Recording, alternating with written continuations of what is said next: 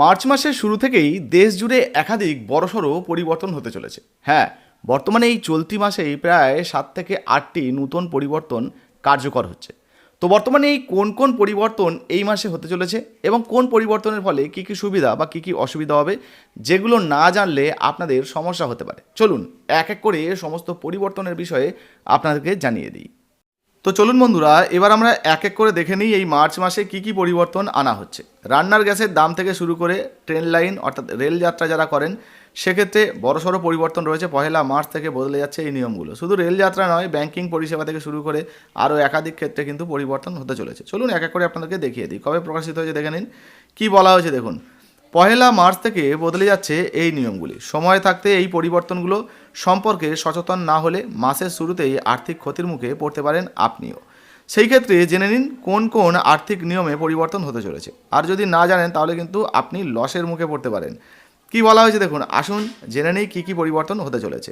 রেলের টিকিটে বড়সড় বদল, বন্ধ হচ্ছে ইউটিএস অ্যাপ।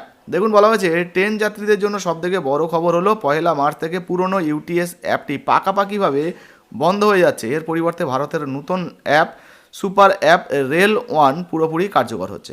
তো আগে ইউটিএস অ্যাপের মাধ্যমে টিকিট কাটা এই সমস্ত কাজ করা যেত, এবার কিন্তু এটাকে বন্ধ করে দেওয়া হচ্ছে। এবার এই রেল ওয়ান অ্যাপের মাধ্যমে আপনারা সমস্ত কিছু করতে পারবেন। দেখুন বলা হয়েছে সাধারণ ও প্ল্যাটফর্ম টিকিট, এখন থেকে জেনারেল টিকিট বা প্ল্যাটফর্ম টিকিটের জন্য আপনাকে রেল ওয়ান অ্যাপ ব্যবহার করতে হবে। পাশাপাশি আর কি কি বলা হয়েছে দেখুন, বলা হয়েছে পুরনো ব্যালেন্স। বলা হয়েছে আপনার ইউটিএস অ্যাপে আর ওয়ালেটে যদি টাকা থাকে তবে ভয় নেই। রেল ওয়ান অ্যাপে একই মোবাইল নাম্বার লগ ইন করলে সেই টাকা স্বয়ংক্রিয়ভাবে স্থানান্তরিত হয়ে যাবে। তো বুঝতে পারছেন, আপনার কাছে যদি এই ইউটিএস অ্যাপ আগে ছিল, তাতে টাকা ছিল, সেক্ষেত্রে কিন্তু এবার আর ওয়ালেটে যে টাকাটা ছিল, যদি আপনি এই যে রেল ওয়ান অ্যাপ ডাউনলোড করেন তাহলে আপনার কিন্তু ওখানে চলে আসবে টাকাটা। অর্থাৎ ওই একই মোবাইল দিয়ে লগ ইন করলে টাকা চলে আসবে। এবার দেখুন বলা হচ্ছে সুবিধা, নতুন অ্যাপে 3% পর্যন্ত ক্যাশব্যাক বা ডিসকাউন্ট পাওয়ার সুবিধা থাকছে ডিজিটাল পেমেন্টের ক্ষেত্রে। মেসেজিং অ্যাপে সিম বাইন্ডিং, অর্থাৎ আপনি যে মেসেজিং অ্যাপ ব্যবহার করছেন, যে নাম্বার দিয়ে খুলেছেন সেই নাম্বারটা মোবাইলে থাকলে তবে কিন্তু কাজ করবে। দেখুন বলা যে ডিজিটাল জালিয়াতি রুখতে টেলিকম দপ্তর করা নিয়ম আনছে। পয়লা মার্চ থেকেই হোয়াটসঅ্যাপ বা টেলিগ্রামের মতো অ্যাপগুলো ব্যবহারের জন্য ফোনে স্বয়ংক্রিয় সিম কার্ড থাকা বাধ্যতামূলক। কি পরিবর্তন, আগে সিম কার্ড খুলে রাখলেও মেসেজিং অ্যাপ চলতো, কিন্তু এখন থেকে যে মোবাইল নাম্বার দিয়ে অ্যাকাউন্ট খোলা সেই সিমটি ফোনে না থাকলে ওটা কিন্তু আর কাজ করবে না, মানে অ্যাপটা আর কাজ করবে না। এছাড়া দেখুন বলা হয়েছে ওয়েবসাইট নিয়েও বড়সড় পরিবর্তন। ল্যাপটপ বা কম্পিউটারে হোয়াটসঅ্যাপ ওয়েব ব্যবহার করলে প্রতি 6 ঘন্টা অন্তর তা স্বয়ংক্রিয়ভাবে লগ আউট হয়ে যেতে পারে। নিরাপত্তার খাতিরেই এই পদক্ষেপ। এছাড়া রান্নার গ্যাস সিলিন্ডারের যে দাম তাতেও কিন্তু পরিবর্তন হতে পারে। দেখুন বলা যায় প্রতি মাসের শুরুতেই তেল সংস্থাগুলো দামের পর্যালোচনা করে।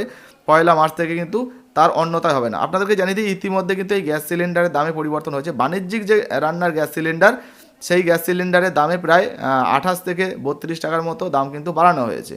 এরপর দেখুন বলা হয়েছে সিএনজি এবং পিএনজি গাড়ির জ্বালানি এবং পাইপলাইনের মাধ্যমে আসা রান্নার গ্যাস পিএনজির দামেও পরিবর্তনের সম্ভাবনা রয়েছে। দাম বাড়লে মধ্যবিত্তের পকেটে টান পড়বে নিশ্চিত। এছাড়া ব্যাংকিং পরিষেবায়ও কিন্তু বড়সড় পরিবর্তন, ইউপিআইতে কড়াকড়ি নিয়ম। ব্যাংকিং পরিষেবার ক্ষেত্রে কিছু নতুন নিয়ম সামনে আসতে পারে বা আসতে চলেছে। দেখুন বলা হয়েছে ন্যূনতম ব্যালেন্স কিন্তু এবার রাখতে হতে পারে। কিছু ব্যাংক সেভিংস অ্যাকাউন্টে মিনিমাম ব্যালেন্স বা গড় মাসিক ব্যালেন্সের নিয়মে বদল আনতে পারে। নিয়ম না মানলে জরিমানার পরিমাণও বাড়তে পারে। দেখুন বলা হয়েছে ইউপিআই ট্রানজ্যাকশান, বড় অঙ্কের লেনদেনের ক্ষেত্রে অতিরিক্ত সুরক্ষা স্তর যেমন বায়োমেট্রিক বা অতিরিক্ত ওটিপি যোগ হতে পারে। এছাড়া দিনে কতবার ব্যালেন্স চেক করা যাবে তারও একটা সীমা আরোপ করার সম্ভাবনা কিন্তু রয়েছে এবং এমনই কিন্তু কথা ভাবা হচ্ছে। ইপিএফওতেও কিন্তু বড়সড় টাকা তোলায় পরিবর্তন হতে পারে। শোনা যাচ্ছে পহেলা মার্চ থেকে প্রভিডেন্ট ফান্ডের অর্থাৎ পিএফের টাকা তোলার ক্ষেত্রে নতুন ডিজিটাল পদ্ধতি শুরু হতে পারে, যা সরাসরি ইউপিআইয়ের সঙ্গে যুক্ত হবে। তবে এর চূড়ান্ত তালিকা শীঘ্রই প্রকাশ করা হবে। এখনও পর্যন্ত আপডেট হয়নি, হলে কিন্তু সেটাও আপনাদেরকে জানাবো। আপনাদের করণীয় কি, এই মুহূর্তে আজই রেল ওয়ান অ্যাপটি ডাউনলোড করে আপনার বর্তমান যে ইউটিএস আইডি দিয়ে লগ ইন করে নিন। তাহলে কি হবে না, আপনার যে ইউটিএস অ্যাপে ব্যালেন্স ছিল বা যা কিছু ছিল সেগুলো সমস্ত কিছুই আপনি এই রেল ওয়ান অ্যাপ দিয়ে করতে পারবেন। তো বুঝতে পারছেন এই মুহূর্তে দেশ জুড়ে কিন্তু একাধিক বড়সড় পরিবর্তন আসতে চলেছে। ব্যাংক থেকে গ্যাস সিলিন্ডার, রেলওয়ে থেকে শুরু করে অন্যান্য কাজেও কিন্তু বড়সড় পরিবর্তন রয়েছে। তো দেখতেই পেলেন এই মার্চ মাস জুড়ে কিন্তু একাধিক বড়সড় পরিবর্তন হতে চলেছে। তো এর মধ্যে আপনার কোনটা কাজের মনে হয়েছে অবশ্যই লিখে জানাবেন। ভিডিও ভালো লাগলে লাইক দিয়ে শেয়ার করে দেবেন। ফেসবুক থেকে যারা দেখছেন অবশ্যই এখনও পর্যন্ত আমাদের পেজটা ফলো না করলে তাড়াতাড়ি ফলো করে দেবেন। আর হ্যাঁ, এই ভিডিওটা ফেসবুকে হোয়াটসঅ্যাপে শেয়ার করতে ভুলবেন না। ধন্যবাদ।